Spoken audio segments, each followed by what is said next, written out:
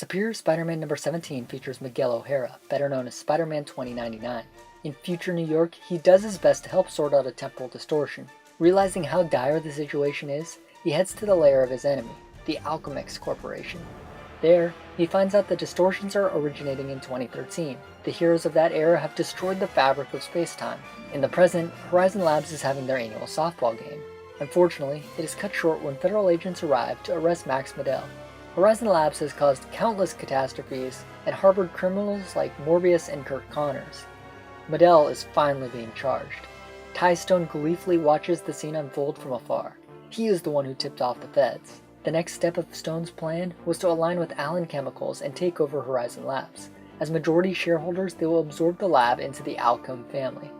Doc's spidey sense tips him off to Stone's scheming, and he decides to take matters into his own hands. He chases down the car carrying Stone and prepares to dish out his brutal justice.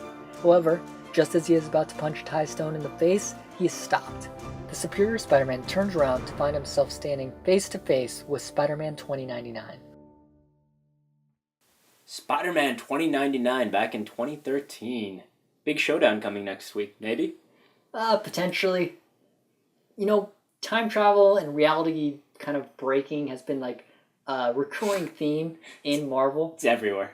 Everywhere. I mean, Age of Ultron, Uncanny Avengers, All New X-Men, Guardians of the Galaxy, Cable and the X-Force, New Avengers, Even in this issue, they showed a little bit on the Alchemex screens of maybe why time was degrading. I just feel like when Marvel uses this kind of plot device so often, it makes some stories look much worse than others. And this, to me, clearly seems like one of the time travel stories done worse. Yeah, it does seem kind of forced to have this situation in the first place. But I think Marvel was put into this situation by Age of Ultron, and just having that whole thing is... You don't have to go with that, though. You don't have to, but I think it opens up for these issue-selling ideas of having these weird crossovers between different timelines. But when you say issue-selling, that just makes Miguel O'Hara into just a complete gimmick. I think so, because from where the storyline is right now, I don't really see any big impact happening. Miguel O'Hara obviously isn't going to disappear. They're not going to write this character out. And I think either Doc is going to completely lose, which I don't think is going to happen in any way. So they're probably going to work together, and the timeline's going to shift marginally. The last time we saw Miguel O'Hara in comics was back in the 90s, but he's definitely resurfaced in more recent video games. Yeah, Spider-Man Shattered Dimensions, he was one of the playable characters, and so he's obviously on people's minds more often, and I think people are trying to capitalize on that, at least Marvel is. I really just want this storyline to have a meaningful impact. I was really annoyed with the last Hobgoblin story, because they fought and he, put Hobgoblin behind bars, but he was just immediately broken out again anyways. So. That's true. I actually thought the coolest part of this issue was the baseball game. That was just classic Doc being just an asshole, and he even gets called out on it. He hits a home run and he doesn't even know what he's doing, really.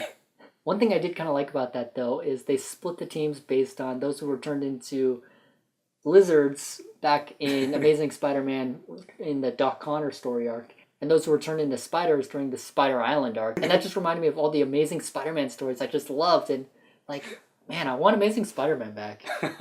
I'm really starting to lose interest in Superior Spider-Man. So on that note, what would you give this as a grade? I'm going to give this issue a 2.5 out of 5. Nothing really happened. Superior Spider-Man 2099 at this point just seems like a pure gimmick.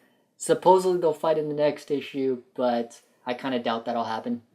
I agree that this is probably going to be a gimmick, but I'm a little bit more optimistic, so I'm going to give this a 3.5 out of 5. I think it sets up some interesting storylines, and hopefully Doc will actually learn something from 2099, which will make this an impactful storyline. Thanks for watching B3 Comics review of Superior Spider-Man number 17. Before we go, we got a question for you guys. We want to know, who would you bet on in a duel? Superior Spider-Man or Spider-Man 2099? Leave your answer below in the comments, and if you like this video, give us a thumbs up. Thanks.